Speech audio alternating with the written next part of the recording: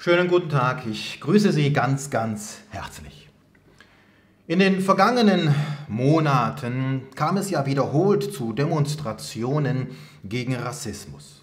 Jedoch teilweise leider verbunden mit gewalttätigen Ausschreitungen, insbesondere derer, die ja angeblich gegen Rassismus sind. Es gab in vielen Teilen dieser Welt regelrechte Bilderstürme, in denen Denkmäler und Inschriften beschmiert und zerstört wurden. Auffallend bei alledem war und ist jedoch, dass sich diese Zerstörungswut hauptsächlich gegen konservative, bürgerliche oder rechtsstehende Persönlichkeiten entlud. Geradezu aberwitzig ist es dahingehend, dass in derselben Zeit in Gelsenkirchen ein Denkmal für Josef Stalin aufgestellt wurde. Und das muss man sich wahrlich auf der Zunge zergehen lassen. Stalin, der keinen Deut besser war als Hitler. Stalin, ein Diktator und Rassist, wie er schlimmer nicht sein könnte. Ein Barbar, der sich verantwortlich zeichnet für den Tod von Millionen von Menschen. Bislang kam noch keiner auf die Idee, dieses Schandmal zu beschmieren. Und auch unseren Medien war das praktisch keine weitere Empörung wert.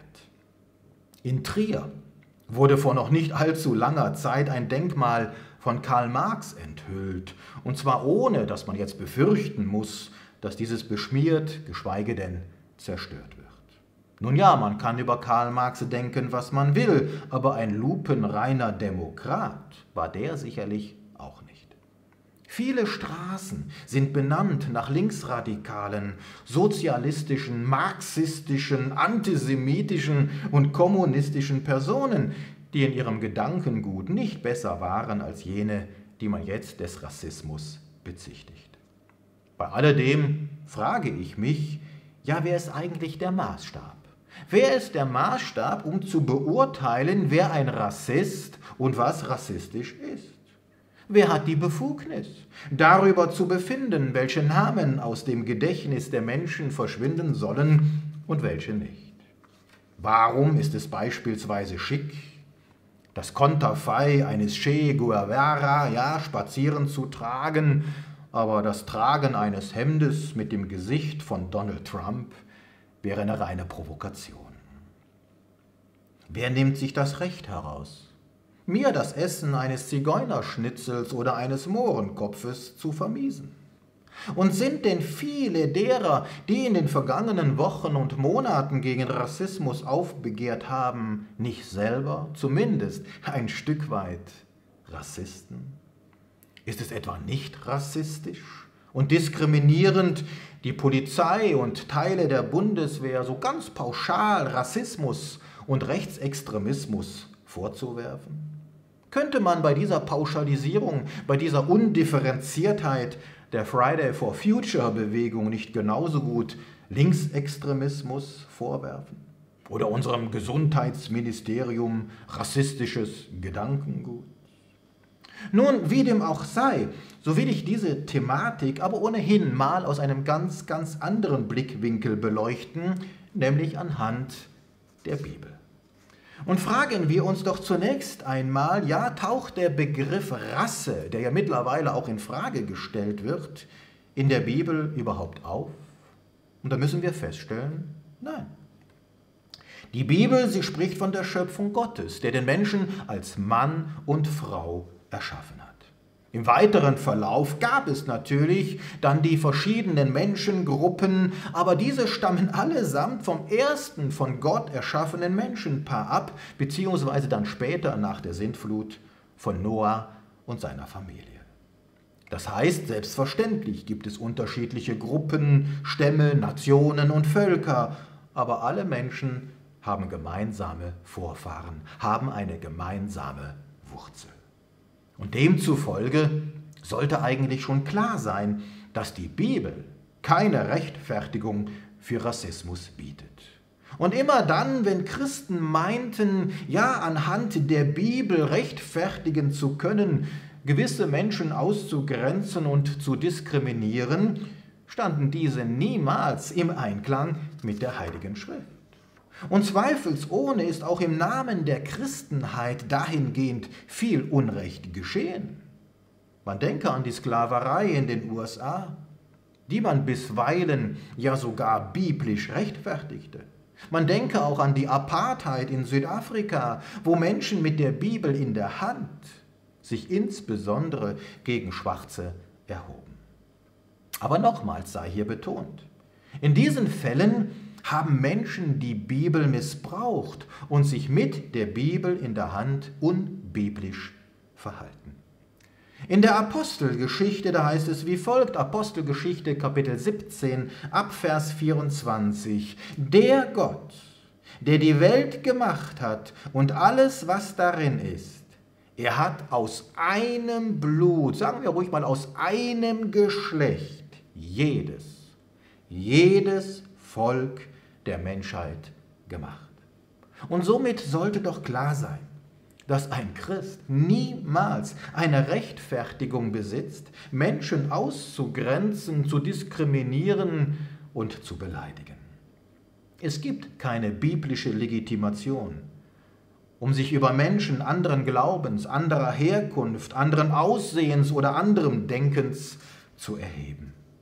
Genauso wenig gibt es aber auch kein Recht gegen einen Polizisten, einem Christen, einem Konservativen, einem Soldaten, einem Traditionalisten, einem Rechten und einem Bleichgesicht gegenüber aufzubegehren. Und die Zerstörung eines Monuments ist eine Straftat. Ob es das Bild von Bismarck oder Karl Marx ist, macht dabei überhaupt gar keinen Unterschied. Und damit komme ich zu einem weiteren und sehr wesentlichen Punkt, nämlich der Tatsache, dass nicht nur in positiver Hinsicht alle Menschen gleich sind, sondern auch bezüglich folgendem Aspekt. Denn so heißt es im Römerbrief in Kapitel 3 ab Vers 10. Römer Kapitel 3 ab Vers 10. Es ist keiner gerecht. Auch nicht einer. Es ist keiner, der verständig ist, der nach Gott fragt. Sie sind alle abgewichen. Sie taugen alle zusammen nichts. Da ist keiner, der Gutes tut, da ist auch nicht einer. Und den Weg des Friedens kennen sie nicht. Es ist keine Gottesfurcht vor ihren Augen, denn es ist kein Unterschied. Denn alle haben gesündigt und verfehlen die Herrlichkeit, die sie vor Gott haben sollten. Was bleibt, ist die Erkenntnis, ja, vor Gott sind alle gleich. Nämlich gleich schlecht, gleich verdorben und gleich verloren. Und nur in Jesus Christus sind alle Menschen gleich gut, gleich gerechtfertigt, gleich erlöst und gleich begnadigt. In der Apostelgeschichte in Kapitel 10, da heißt es wie folgt, Apostelgeschichte Kapitel 10, Vers 34, Vers 35, da tat Petrus den Mund auf und sprach, nun erfahre ich in Wahrheit, dass Gott die Person nicht ansieht, sondern dass in jedem Volk derjenige ihm angenehm ist, der ihn fürchtet und Gerechtigkeit übt. Gottes Maßstab für irgendeine Unterscheidung sind also nicht Herkunft, Hautfarbe, Sprache, Religion, Geschlecht, Neigungen, Berufszweig oder Parteizugehörigkeit, sondern einzig und allein die Stellung in Christus Jesus. Denn ihr alle, so steht es im Galaterbrief geschrieben, denn ihr alle seid durch den Glauben Söhne Gottes in Christus Jesus.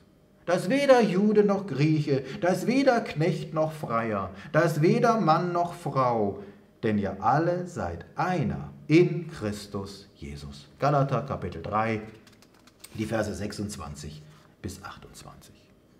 Ja, und dahingehend würde ich mir wünschen, die Menschen gingen auf die Straße und die Menschen, sie gingen auf die Knie, und zwar um in aller Öffentlichkeit Buße zu tun, die Bibel zu bezeugen, Gott anzubeten und den Menschen damit auch aufzuzeigen, dass es nur in Jesus Christus wirklichen Frieden und Erlösung gibt.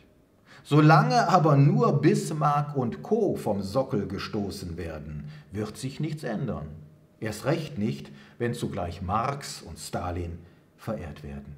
Und das Vermeiden von Tabuwörtern wie Moor und Zigeuner macht aus keinem einen besseren Menschen, solange unser Herz erfüllt ist von unserem Egoismus und wir wider der göttlichen Wahrheit streiten.